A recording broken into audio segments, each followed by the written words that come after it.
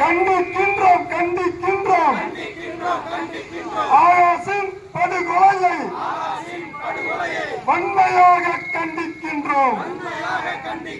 கைது செய் கைது செய்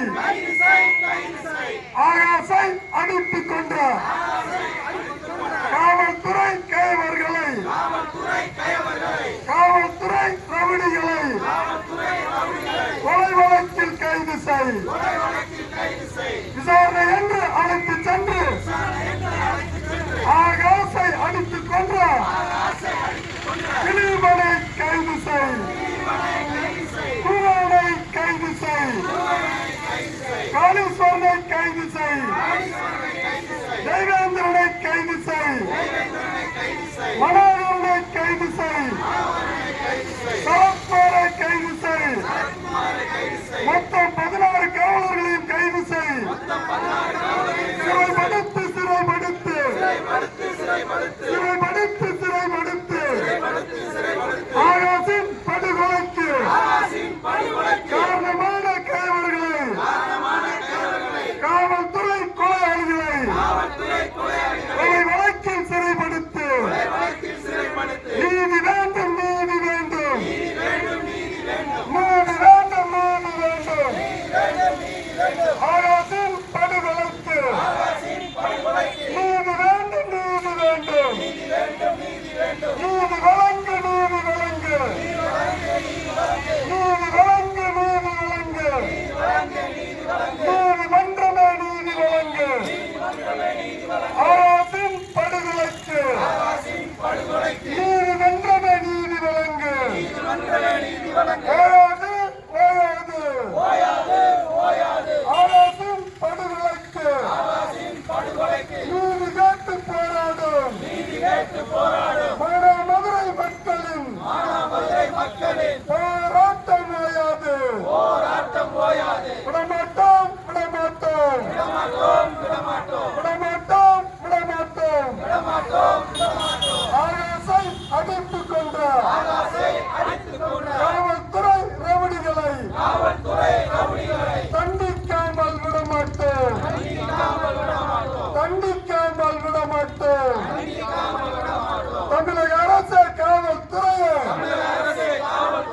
தமிழக அரசு காவல்துறையை சாமானியனுக்கு ஒரு நீதி காவல்துறை கொலையாளிகளுக்கு ஒரு நீதியா? சாமானியனுக்கு ஒரு நீதி காவல்துறை கொலையாளிகளுக்கு ஒரு நீதியா? சாமானியன் குற்றம் செய்தால் கைது செய்யும் போலீசே காவல்துறை கொலை செய்தால் கைது செய்ய தயக்கமே. தமிழக அரசு காவல்துறையே பதில் சொல் பதில் சொல். எச்சரிக்கை எச்சரிக்கை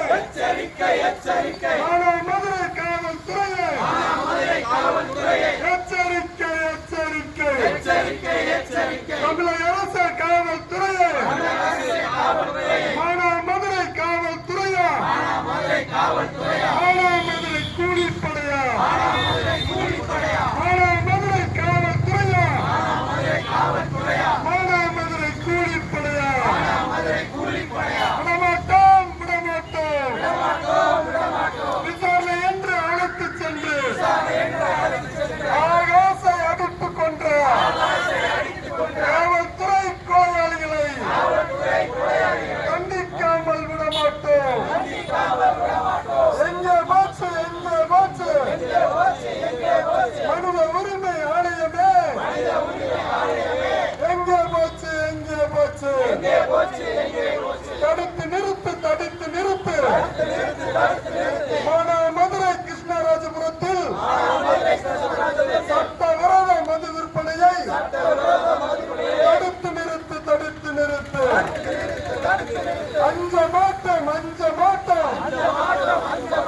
அடக்குமுறைக்கு அஞ்ச மாட்டோம்.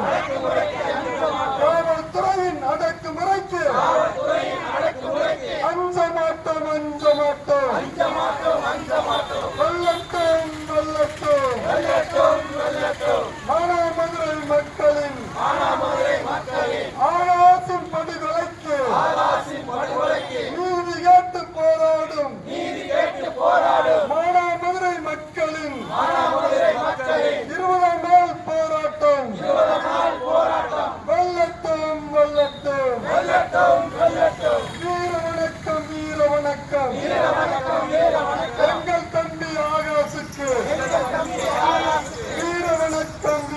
வணக்கம்.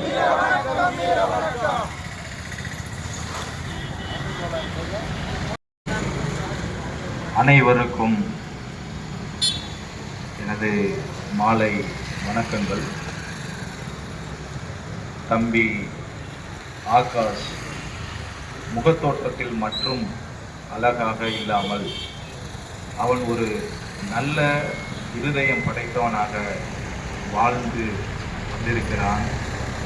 அதை இந்த பகுதியில் வந்து நாங்கள் விசாரித்த வகையில் சந்தித்த அவனது நண்பர்கள், இளைஞர்கள், அனைத்து சமூக மக்கள் ஆகாஷை பற்றி கூறிய கருத்துக்கள், அவன் ஒரு நல்ல இருதயம் படைத்தவனாக, சமூகத்தில் நடக்கும் ஒரு அநீதிக்கு எதிராக ஒரு போர்க்குணம் மிக்கவனாக அதை எதிர்த்து, அதாவது சட்டவிரோதமான மது விற்பனையை அவன் தடுக்கும் முயற்சியில் ஏற்பட்ட காவல்துறை அவன் மீது கொண்ட காழ்ப்புணர்ச்சி, அதாவது காவல்துறை தனக்கு கிடைக்கும் மாமூல் என்ற பெயரில் கிடைக்கும் பிச்சை காசிற்காக தம்பி ஆகாஷ் மீது காழ்ப்புணர்ச்சி கொண்டு அவனை ஏதாவது ஒரு வழக்கில் சிக்க வைத்து இந்த மாதிரியான ஒரு கொடூரத்தை அரங்கேற்றி இருக்கிறார்கள்.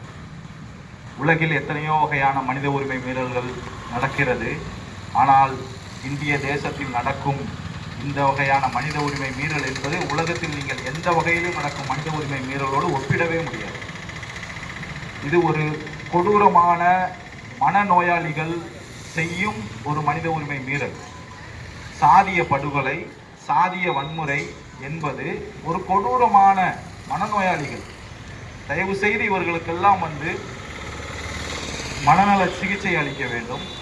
அந்த காவல்துறையில் இந்த பாதகத்தை செய்த காவலர்களுக்கு ஒரு நல்ல மனநல ஆலோசனையை வழங்கி அவர்கள் மனநோயில் இருக்கிறார்களா என்பதை தீவிரமாக பரிசோதிக்க வேண்டும்.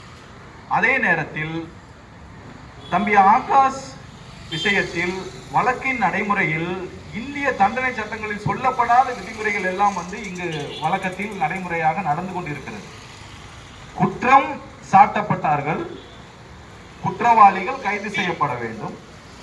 நீதிமன்றம் சொல்லி இருக்கிறது, இது வன்கொடுமை தடுப்பு சட்டத்தின் கீழ் நீங்கள் வழக்கு பதியலாம் என்று. குற்றம் சாட்டப்பட்டவர்கள் நமக்கு வெளிப்படையாக தெரிகிறார்கள். அவர்களை நீங்கள் முதல் தகவல் அறிக்கையில் அவர்களின் பெயரை கூட சேர்க்காமல் எப்படி நீங்கள் அவர்களுக்கு சம்மன் அனுப்பி விசாரணை செய்கிறீர்கள்? இது என்ன வகையான நடைமுறை என்று எனக்கு தெரியவே இல்லை. சட்டம் தெரிந்தவர்கள் தான் இதை விளக்க வேண்டும். சிபிசிஐடி விசாரித்து நீங்கள் அவர்கள் குற்றவாளி என்று தீர்மானித்த பிறகு நீங்கள் எஃப்ஐஆரில் சேர்ப்பீர்களா அவர்கள் பெயரை? அப்போது சிபிசிஐடி தான் நீதிமன்றமா? குற்றவாளியா குற்றவாளி இல்லையா என்று தீர்மானிப்பதற்கு நீதிமன்றம் இருக்கிறது.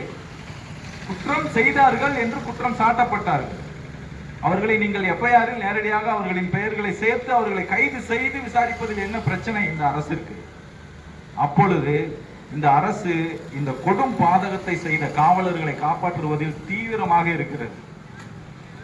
சொல்ல போனால் இந்த வழக்கில் முதல் குற்றவாளி ஸ்டாலின். காவல்துறை மந்திரியான ஸ்டாலின் தான் இந்த வழக்கில் முதல் குற்றவாளி. கைது செய்யப்பட வேண்டிய நபர் ஸ்டாலின். மக்கள் இதை உணர வேண்டும். தனது தலைமையின் கீழ் இயங்கும் ஒரு துறையில் இருக்கும் மனநோயாளி பிடித்த காவலர்கள் இப்படி ஒரு பாதகத்தை செய்திருக்கிறார்கள்.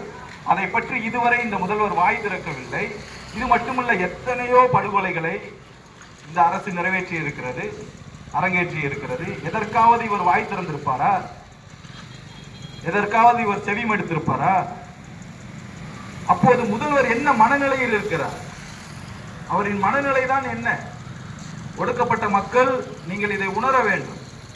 நீங்கள் காவல்துறை மீது கோபப்படுவதில் எந்த ஒரு இதுவும் இல்லை. ஆட்சியாளர்களின் மனநிலை தான் கீழே வேலை செய்பவர்களின் மனநிலையாக இருக்கும் என்பதை மக்கள் இந்த அரசியல் புரிதலுக்கு நீங்கள் வர வேண்டும். அரசியல் புரிதலுக்கு வந்து நீங்கள் அரசியல் படிக்க வேண்டும். சாதியத்துக்கு எதிரான அரசியல் படிக்க வேண்டும், சமத்துவத்திற்கான அரசியல் படிக்க வேண்டும், சகோதரத்துவத்திற்கான அரசியல் படிக்க வேண்டும். இதை நாம் பேச வேண்டும். இதை நாம் பேசி, இந்த அரசியல் பேசி நாம் ஒரு இயக்கம் எழுப்பி இந்த நாட்டில் நாம் ஆட்சியாளர்களாக மாறவில்லை என்றால் நமக்கு எந்த காலத்திலும் விடுதலை கிடையாது என்று கூறி விடைபெறுகிறேன். நன்றி, வணக்கம்.